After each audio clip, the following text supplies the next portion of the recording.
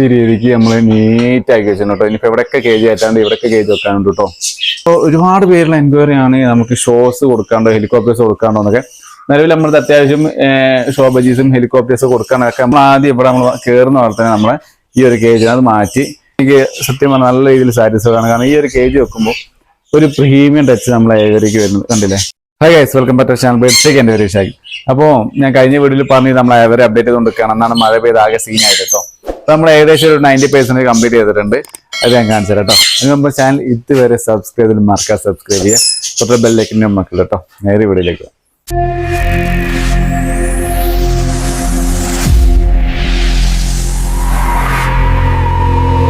അപ്പോൾ ഗൈസ്, നമ്മൾ നിലവിൽ ഈ രീതിയിലാണ് നമ്മളെ വേറെ അറേഞ്ച് ചെയ്തിട്ടുള്ളത് കേട്ടോ.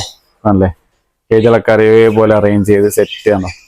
ഒക്കെ ഒറ്റ റോലാക്കി നമ്മളെ കോക്കട്ടൈൽസ് അതേപോലെ തന്നെ ബജ്ജീസുകൾ ഓരോക്കെ ഒറ്റൊരു സെക്ഷനിലേക്ക് മാറ്റി കേട്ടോ. ഈ ഒരു സെക്ഷനിലേക്ക് ആക്കി എല്ലാവരും ഇത് ഷോ ബജ്ജീസുകൾ ഇവരൊക്കെ വിരിഞ്ഞെടുക്കുകയാണ്. ഇവരൊക്കെ ചെയ്തിട്ടുണ്ട്. ഇത് റെസ്റ്റാണ്. പിന്നെ ഇവിടെ നമ്മളെ ഹെലികോപ്റ്റേഴ്സ് ഒരു പേരെ കേജിൻ്റെ ഉള്ളിലാണുള്ളത്.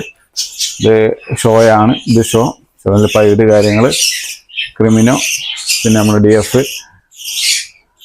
നമ്മുടെ ഷോ ബേസ്. അപ്പോൾ നമ്മൾ ഈ രീതിയിൽ അറിഞ്ഞത് ഇത് നമ്മൾ പുതിയ എടുത്ത കേജ് കേട്ടോ. ഈ കേജ് വെച്ചാൽ എനിക്ക് സത്യം പറഞ്ഞാൽ നല്ല രീതിയിൽ സാറ്റിസ്ഫൈഡ് ആണ്. കാരണം ഈ ഒരു കേജ് വെക്കുമ്പോൾ ഒരു പ്രീമിയം ടച്ച് നമ്മളെ ഏവരേക്ക് വരുന്നത് കണ്ടില്ലേ.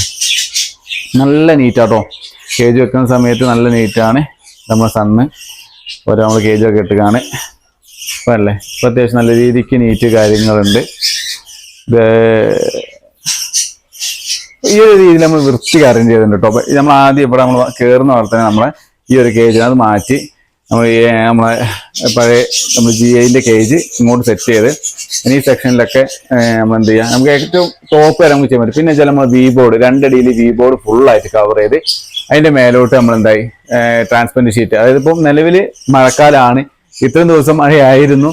ഇന്നിപ്പോൾ അത്യാവശ്യം പുറത്ത് വെയിലുണ്ട് കേട്ടോ. അപ്പോൾ ഇനിയിപ്പോൾ ക്ലൈമറ്റ് മാറുന്നതോറും നമ്മൾ കോക്കട്ടൈൽ സൈഡ് കൊന്നൂർ സൈഡൊക്കെ ചെറുതായി വീക്ക് കാണിക്കും.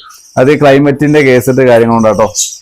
നല്ല നീറ്റ് ആൻഡ് ക്ലീൻ ആക്കി വെച്ചിട്ടുണ്ട്. ഇവരൊക്കെ അറേഞ്ച് ചെയ്ത് ഇവരൊക്കെ കറക്റ്റ് പെയർ കാര്യങ്ങളൊക്കെ സെറ്റ് ചെയ്ത് ഓരോരുത്തർ പെയറും കാര്യങ്ങളൊക്കെ സെറ്റ് ചെയ്ത് നമ്മൾ ഒരുപാട് പേരുള്ള എൻക്വയറി ആണ് നമുക്ക് ഷോസ് കൊടുക്കാണ്ടോ ഹെലികോപ്റ്റേഴ്സ് കൊടുക്കാണ്ടോ എന്നൊക്കെ.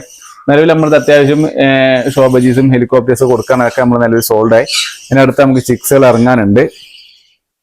നല്ലേ ഈ ഒരു രീതിയിൽ നമ്മൾ ഫുള്ളി അറേഞ്ച് ചെയ്ത് നീറ്റ് ആൻഡ് ക്ലീൻ ആക്കി വെച്ചിട്ടുണ്ട്.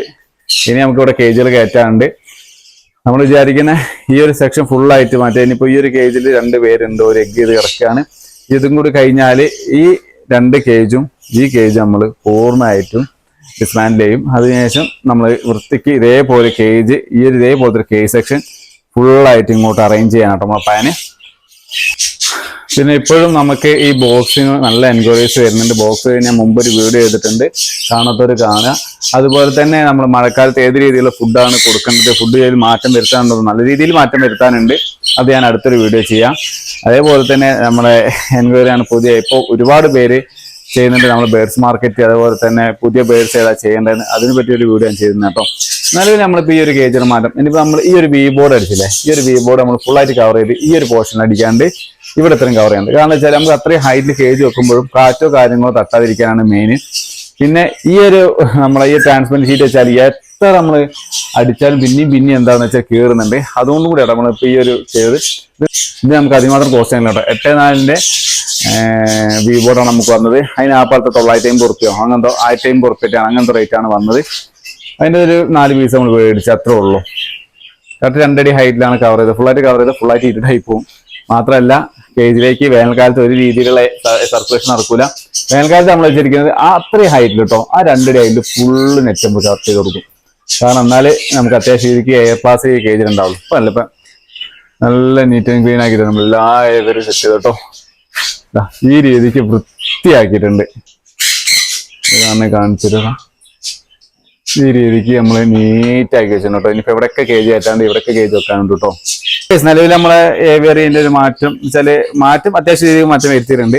ഇനി നമ്മൾ കുറച്ച് ബേഡ്സുകൾ കൊണ്ടുവന്നു. ഇപ്പം നിങ്ങൾ ഈ വീഡിയോസ് തന്നെ കണ്ടിടാം കുറച്ച് ബേഡ്സുകളെ. ആ ബേഡ്സുകൾ ഓരോരുത്തരും ആരൊക്കെയാണ് എവിടെയൊക്കെയാണ് ഒറിജിന് എന്നുള്ള ഡീറ്റെയിൽസ് കൂടി നമ്മൾ അടുത്ത വീഡിയോ ചെയ്യുന്ന കേട്ടോ. അപ്പോൾ ആ ഒരു വീഡിയോ കിട്ടാൻ മറക്കാതെ നമ്മൾ ചാനൽ സബ്സ്ക്രൈബ് ചെയ്ത് തൊട്ട് ബെല്ലേക്ക് നമുക്ക് കേട്ടോ.